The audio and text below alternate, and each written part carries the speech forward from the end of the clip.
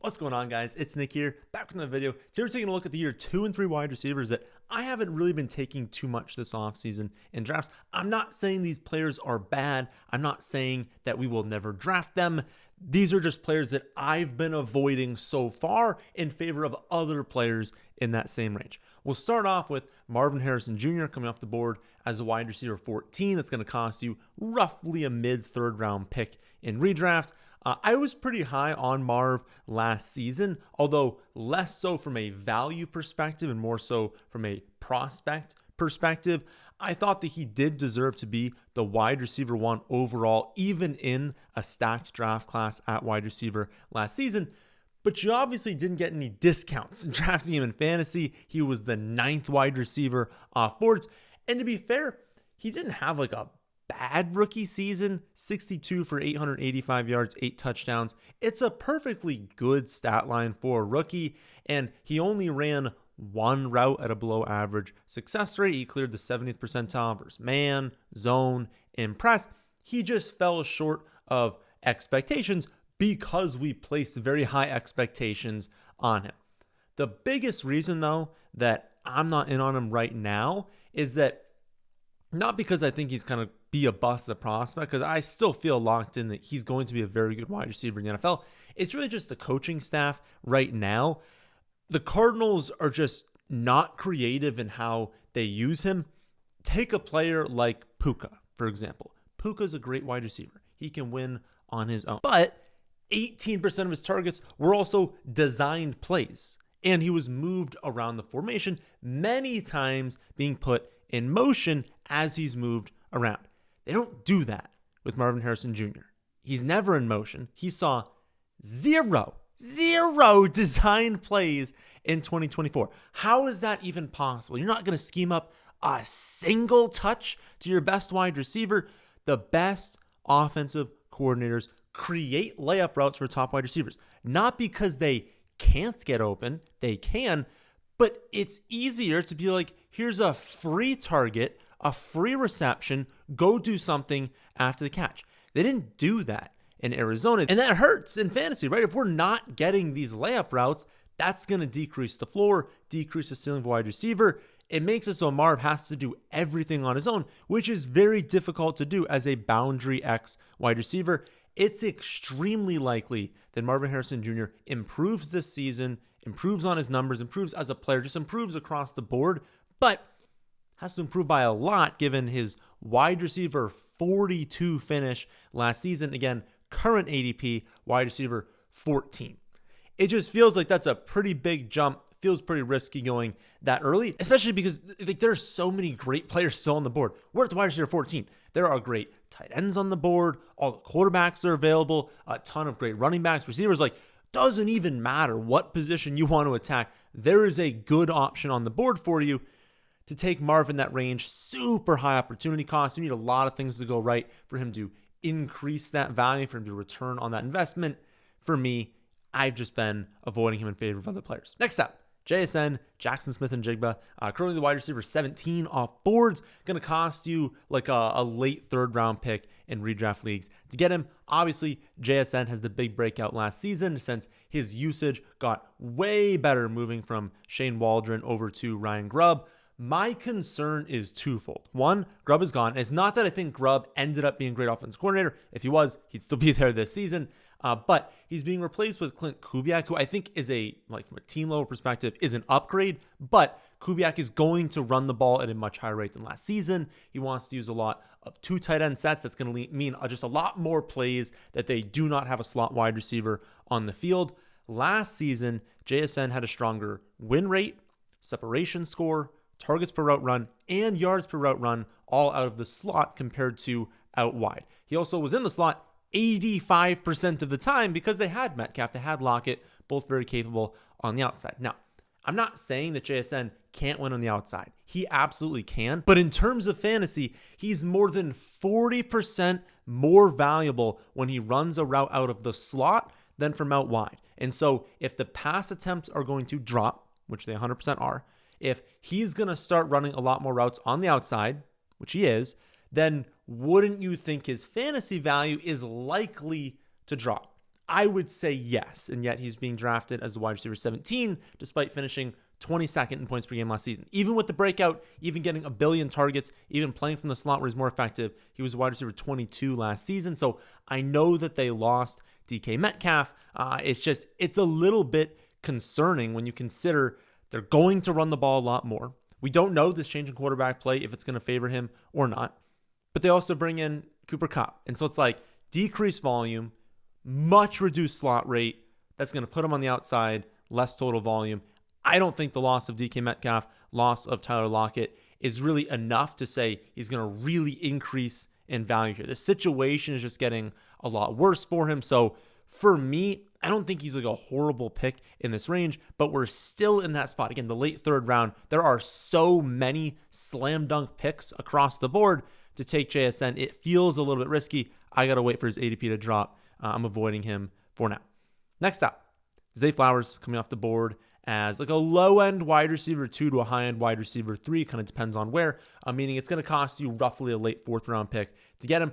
Honestly, I don't think that ADP is too unfair. I don't think there's really a world where Zay Flowers is a complete bust. Just again, kind of the opportunity cost of taking him there. If you look at Fantasy Pros ECR right now, like the average ranking this time of year, a pretty decent metric for how the industry is kind of viewing a player. The players ranked on average after him are Courtland Sutton, Devonta Smith, Metcalf, Worthy, J-Mo, Godwin, Olave, Addison, and Waddle. Among those 9 wide receivers going after him, only Worthy, Olave, and Waddle finished lower than Zay Flowers last season in fantasy points per game. And you can pretty easily point to why, right? Worthy was a rookie who was better down the stretch, is likely going to increase in value this season. Olave missed 9 games and left another 2 after like 1 drive. So that's going to tank his value, obviously. And then Waddle had 6 games where he didn't have Tua at quarterback. So again, for the 9 wide receivers ranked after Zay Flowers, 6 of them outscored him on a per game basis last season. And you can pretty easily point to why the other 3 didn't, but could this year. Then you shift on over to Zay, and it's like, how much better do we really think the production can get? He didn't miss a game last season. Lamar didn't miss a game. They scored over 30 points per game. You can't really improve on those numbers all that much. We know that Baltimore is going to remain an extremely run-heavy team, especially in the red zone. So those numbers aren't really going to increase. The Ravens also signed DeAndre Hopkins this offseason, and while he's obviously taken a step back from where he used to be, the Ravens gave him a fully guaranteed $5 million contract. Definitely going to be more productive than Nelson Aguilar was last season, who was their wide receiver 3, commanding only 29 targets. Hopkins is probably going to command more than that. So assuming that he stays fully healthy, assuming that his quarterback stays fully healthy, assuming that they still score over 30 points per game, and assuming, I guess, that Hopkins commands less than 30 targets, you're still looking at a pretty similar situation as last season, where he was 36th in points per game, and he's being taken on average as a wide receiver 22. That's a pretty big increase when you look at the situation and you're kind of expecting a decrease. Again, he was fully healthy. He could get hurt. Lamar was fully healthy. He could get hurt. They could just score fewer than 30 points per game. Hopkins could command more than 29 targets, especially in the red zone. And it's like, I don't see where we're looking for the increase here. If anything, there's so many chances for decreases, and he didn't even pay off this ADP last season. So I don't know. Until he drops another one where there's plenty of good players here, not going to hurt you that much by passing on him. 4th wide receiver over today is Jayden Reed, coming off the board in the late 8th round redraft leagues, which is fine. Honestly, I wouldn't fault anyone for drafting him there.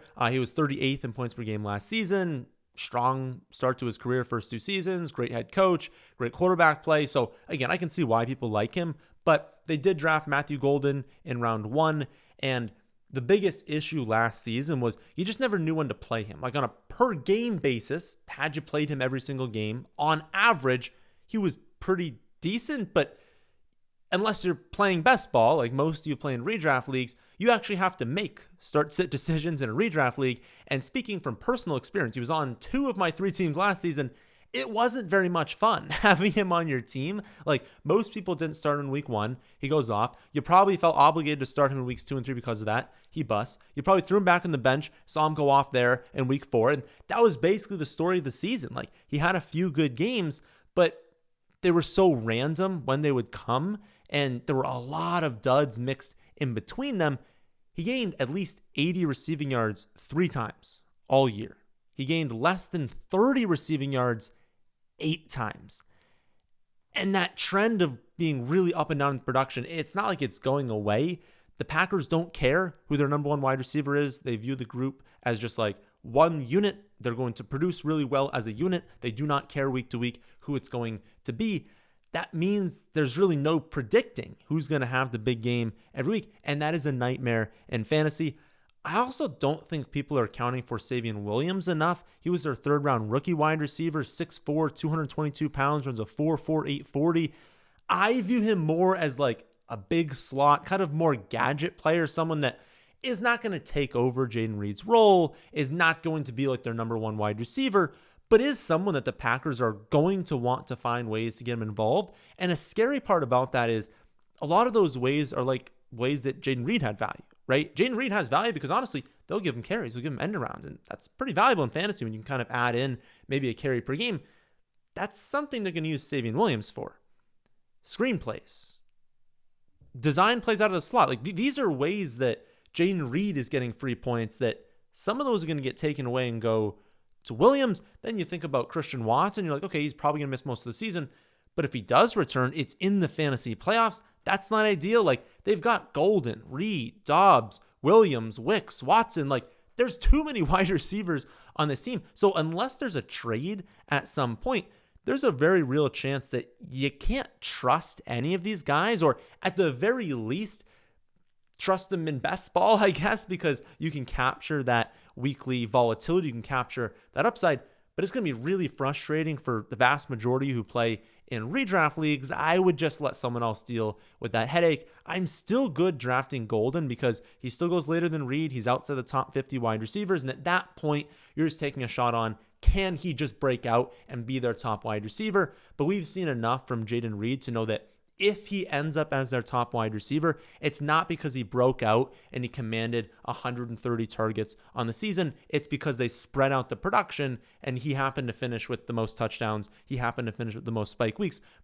But it's very unlikely that every week you look at this and you say, I'm putting Jayden Reed into the wide receiver 2 spot and I feel great about that consistent production. It's going to be very up and down with a lot of down weeks, and you'll have no idea when the spikes are coming. I can't do it. For my mental health, I cannot have him on my redraft team at this ADP. Final wide receiver go over today is Keon Coleman.